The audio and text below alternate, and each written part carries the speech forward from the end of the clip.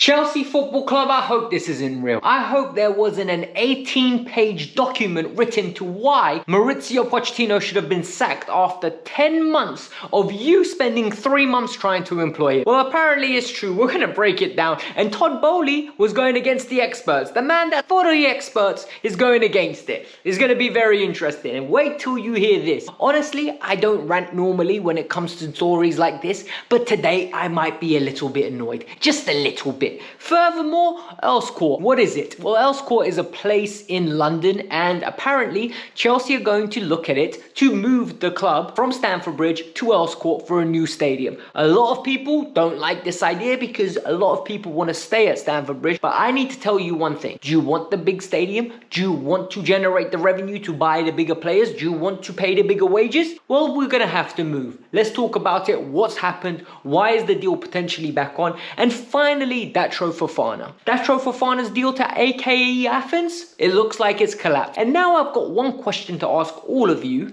and a lot of you aren't going to know how to answer it. How the hell is he not in our squad but Mark Guiu is? So let's get into it. Today I am a bit frustrated because I can't believe this 18-page dossier that was evidently written about Mauricio Pochettino's tenure. Yet, we didn't listen to the experts and somebody tried to veto it. So let's get into it. But before we get started, I need you lot to hit that like button. 1,000 likes is the best way to support the channel. And I've said it before. As soon as you walk in through the door, what do? You go wash your hands. As soon as you come to watch the Kavkas View, what do? You hit that like button. It's only right, it's super hygienic, and it's the way to go. And furthermore, if you're new, subscribe to the channel. Evidently, you're enjoying what you're watching because you wouldn't be sticking around this long. Let's go. Chelsea Football Club has not been run in the perfect manner, even under Roman Abramovich, nor under Blue Co with Todd Boehly in charge, right? We have not been perfect, we have not been terrible, but we have not been excellent by any means. But what I want is a general level of competency, right? What I want from the club is an element of professionalism where if something happens, there is thought, there is credence, there's an analytical thinking to make things better.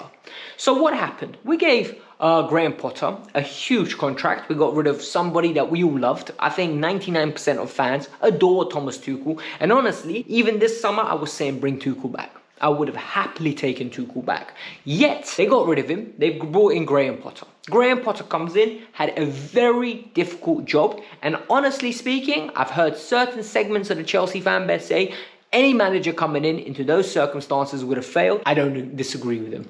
But I think Graham Potter had a fair stab as a Chelsea manager because this is the conditions you get at Chelsea, right? You get a difficult job, you win, you're uber successful, you get plaudits and you get money. You lose, you get fired and you get money. That's the reality of being the Chelsea manager my whole lifetime. Then you sack him, you bring back Frank Lampard.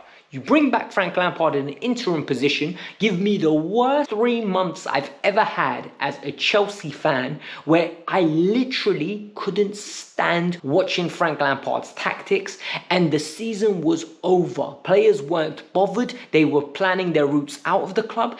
It was the worst football I have ever watched at Chelsea Football Club. But please remember, I was born in 96, right? So I don't know the olden days. I only know what I remember from memory. This was the worst period.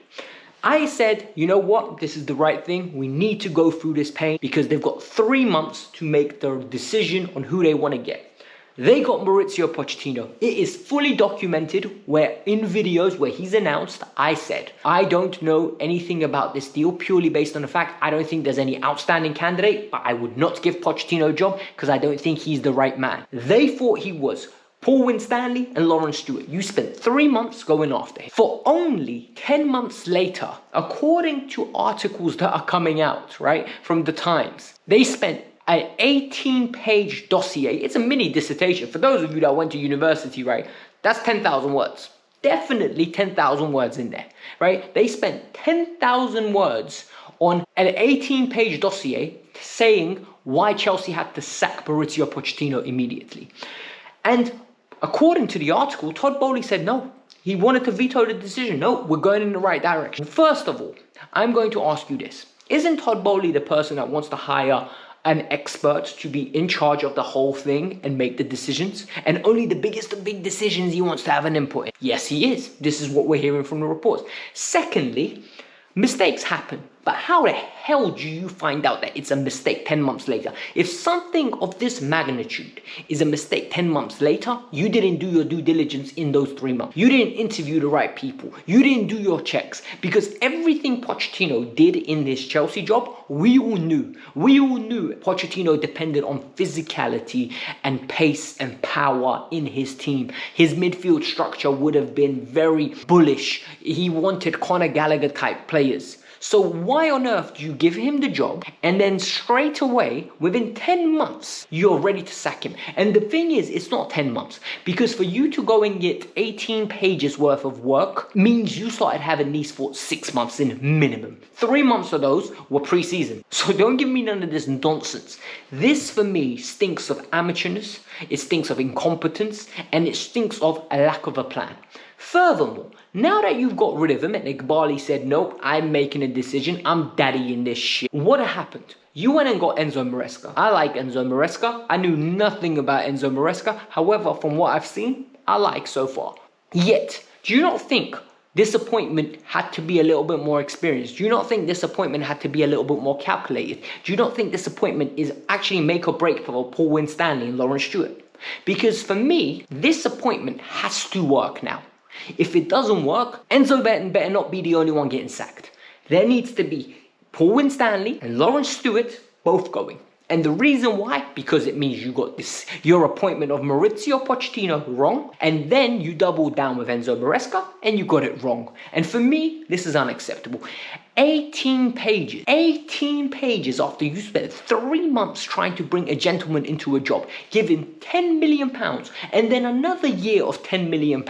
On what planet is this calculated and strategic thinking? I don't know. For me, it infuriates me. A lot of you are going to say, Alex, but how do you know if it's true? It's definitely true. It is. This is the type of story that is most definitely true. Todd wanted to keep him. They had 18 pages worth of reasons to sack him. And for me, how do you hire someone only to change your mind 10 months later? What do we know that is a huge issue between Iqbali and Boehly at this moment in time? The stadium. Both parties believe that there needs to be a stadium, and quickly. Both parties have disagreed with how the stadium has to be achieved. However, now according to The Guardian, there is huge news that Chelsea are actually putting back on the table, leaving Stamford Bridge. According to Jacob Steinberg, I think his name is, from The Guardian, he has said that Chelsea have started talks with the entity at Earls Court to potentially plan a stadium there and move from Stamford Bridge. I don't know how this is going to work, because the Chelsea Pitch Owners Association own a part of the stadium, right? At Stamford Bridge, they own a part of the pitch. So to move, there needs to be an agreement with them. Whether they get some land that is in Earls Court and basically get a proportion, I don't know. However, what I am going to say is Chelsea needs to move. I love Stamford Bridge, right? I adore Stamford Bridge. Whenever I get the opportunity to buy a ticket, I go. I used to go a lot more than I do now, because I do this, and more importantly, because I just got other priorities in my life that need my financial investment, rather than spending it on Chelsea Football Club at this moment in time. That's just my opinion, and shoot me, okay? My priorities are my family. So the reality is, when it comes to moving away from Stamford Bridge, emotionally, it will be difficult. Strategically, financially, for the long-term sustainability of the club, it's a no-brainer. Moving from a 43,000-seater to moving to a 75,000-seater potentially, and making the best stadium in London, or maybe even in the world, is common sense. Like, it's absolutely financial brilliance. If we get an opportunity to build something that is so marvelous, so beautiful, so elegant, that enables us to generate so much more money to invest back into the club. Listen, what do we want for Chelsea? Long-term sustainability. Long-term sustainability comes from investment into the team consistently. Not Iqbali and Boehly just pumping money, and PSR needs to generate more money because we need to sell more Cobham graduates, and literally just keep financing the club that way by losing some young players that we all want to see make it at Chelsea. We need to generate more money by generating it via the stadium, by increasing the value of the club. That's what these owners have come in for, and they need to do this. I know there's a lot of fans that are going to be against this. I am not against. If you are, in the comments below, explain to me why you are, because it is near impossible to enhance Stamford Bridge at this current moment. People don't want to go to Wembley for 3 years because of the inconvenience. People don't want to go and play at Craven Cottage because financially it just won't make sense. It's a much smaller stadium. But for me, this is very complicated. This is a mess. However, at least they're looking for positives. And another thing, at least they're working together on this, because both sides want to get the new stadium. And for me, this is a breath of fresh air. This final story isn't a massive story. And a lot of people are going to say, Alex, who cares about that David Datro Fofana? Like, he's just a player that we're going to sell on. I care. I genuinely do. And I'm going to ask you a lot of questions. Is David Datro Fofana any worse than Mark Guiu? I think he's better than Mark Guiu. I think David Datro Fofana was putting up crazy numbers in Norway. I think he played in Norwegian League. Came to Chelsea. He had a little cameo of 45 minutes. It didn't work out. After that, he went on loan. He went on loan to Union Berlin. He had an okay start there, fell out with the manager. The relationship wasn't great. He got recalled to Chelsea. From Chelsea, he went to Burnley. At Burnley, he stood out. He was a problem. He missed big chances. He looked raw, but you could see there's a little bit of a talent there. Now, it looks like he's isolated. He's in the bomb squad. No way back into the club. No chance in hell of getting an opportunity. And I need to ask the question, why? Like, what has happened that all of a sudden we're trying to get him to Athens in Greece, aka Athens, and the deal has broken down because they're not willing to match Chelsea's valuation, and they have went and signed an Israeli forward, if I'm not mistaken. And all of a sudden now, what are we going to do with him? And for me, this is where the question arises. Why has David Washington and David Datro Fofana been excluded, but yet Mark Guiu has been included? Because it doesn't make sense. If we spent 30 million on Mark Guiu, I would say, you know what? We spent a lot of money on him. However, Fofana and Washington both cost more than him. And in my opinion, based on what I have seen of Datro Fofana, he's better than Mark Guiu, and he can actually help this year. And guess what? If he helps, his value goes up. And guess what happens when his value goes up? We can sell him for more. Imagine. Yet now we've undervalued him.